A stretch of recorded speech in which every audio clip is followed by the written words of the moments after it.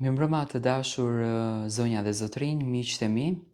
Ja ku po ritakohemi sërish me mua Tirona Lilin, pikërisht këtu në kanalin Rrëfim e Jete, për të ndarë me ju një rrëfim, për të ndarë me ju një histori nga një vajzë e quajtur Liridona.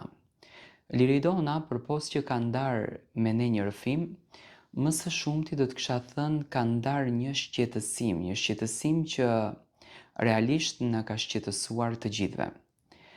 Motër edhe vëlla nuk flasin me njëri tjetrin, Liridona ka probleme edhe me bashortin dhe arsyet fatkeqësisht janë parat.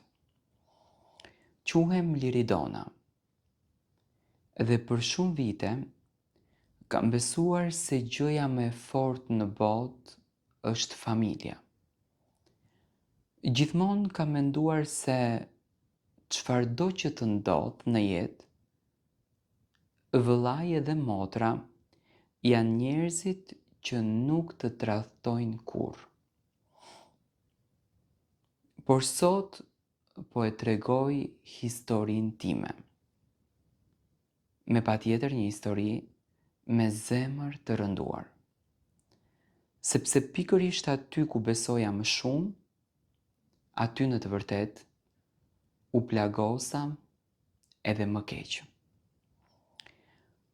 Unë jam e martuar prej disa vitesh. Me burrin tim kemi kaluar shumë sfida, në të vërtet si çdo çift. Kemi punuar shumë për të ndërtuar një jetë më të mirë. Çdo euro që kemi kursyer ka qenë nga djersa jon, nga puna jon që kemi bërë. Ka pasur ditë që kemi sakrifikuar dhe gjëra të vogla, vetëm që të arrinim të kishim pak siguri për të ardhmen. Me kalimin e viteve, arritëm të kursejmë një shumë të madhe për ne, rreth 25.000 euro. Ato para i shihja si një fillim të ri për familjen tonë. Mendonim të blinim diçka tonën. Ndoshta një biznes të vogël ose të përmirësonim jetën tonë. Por një ditë gjithçka ndryshoi. Një mbrëmje në orët e vona më telefonoi vëllau im. Zëri i tij dukej i rënduar. Më tha se nuk kishte hyrë në një problem të madh financiar dhe kishte nevojë urgjente për para. Më tha se ishte në vështirësi dhe se nëse nuk i gjente shpejt, mund të humbte gjithçka që ne kishim ndërtuar. Unë u trondita, me thënë të drejtën. Ai është vëllau im. Jemi rritur bashkë, kemi ndarë bukën bashkë, normalisht si çdo fëmijë. Nuk më shkoi kurrë në mendje se vëllau im mund të më mashtronte. Ai më premtoi se do të mi kthente shumë shpejt dhe më tha, motër, vetëm për pak kohë.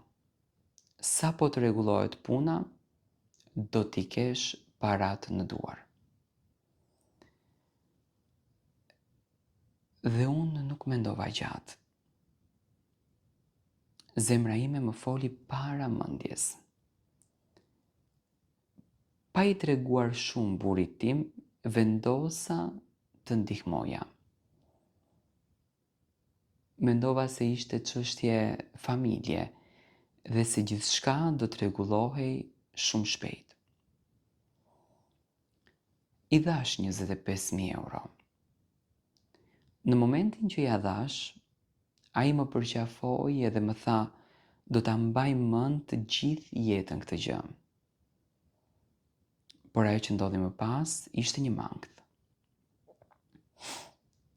Ditët kalonin, pastaj javët, pastaj muajt. Sa herë që e pyesja për parat, ai gjithmonë kishte një justifikim. Nuk jam gati ende. Edhe pa kohë. Kam disa probleme. Fillova që të ndjeja diçka të keqe në zemër, por përsëri nuk doja që ta besoja. Por erdhi dita që burri im realisht e mori vesh. Ai më pyeti ku kishin shkuar kursimet tona. Në fillim mundova që ta shmang bisedën, por e kuptova që nuk mund ta fshija më të vërtetën. Kur i tregova burrit tim, ai mbeti pa fjalë. Nuk bërtiti me njëherë, thjesht më pa në sy dhe më tha, ti dhe 25.000 euro pa më pyetur mua? Ajo pyetje ma theu zemrën. Ai nuk ishte vetëm i zemëruar për parat, ishte i lënduar sepse nuk e përfshiva në një vendim kaq të madh. Ai ndjeu sikur nuk e respektova. Që nga ajo ditë marrëdhënia jonë nuk është më e njëjta. Çdo herë që përmendet tema e parave, kthehemi tek ajo histori. Ai më thotë se unë i besova më shumë vëllaut se sa familjes sime. Dhe ndoshta ka pak të drejtë. Por ajo që më dha më shumë është se vëllai im sot sillet sikur asgjë nuk ka ndodhur. Nuk flet për parat, nuk përpiqet që të mi kthej. Madje ndonjëherë shmang edhe takimet me mua. Ndonjëherë i natën zgjuar edhe pyes veten.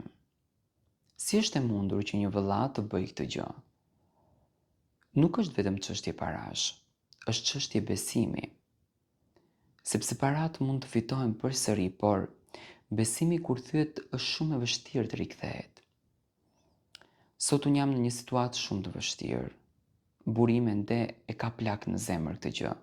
Shpesh grindemi për këtë temë dhe ai më thotë se kjo ishte një tradhti ndaj familjes sonë. Unë jam në mes. Nga njëra anë është burri im dhe nga ana tjetër familja që kam krijuar. Por nga ana tjetër është edhe vllau im, gjaku im. Dhe ndonjëherë ndihem sikur kam humbur që të dyja. Sot nuk kërkoj më asgjë nga vllai im përveç se një gjëje, të pranoj atë që ka bërë. Të ketë kurajon të më shikon në sy dhe të më thotë të vërtetën.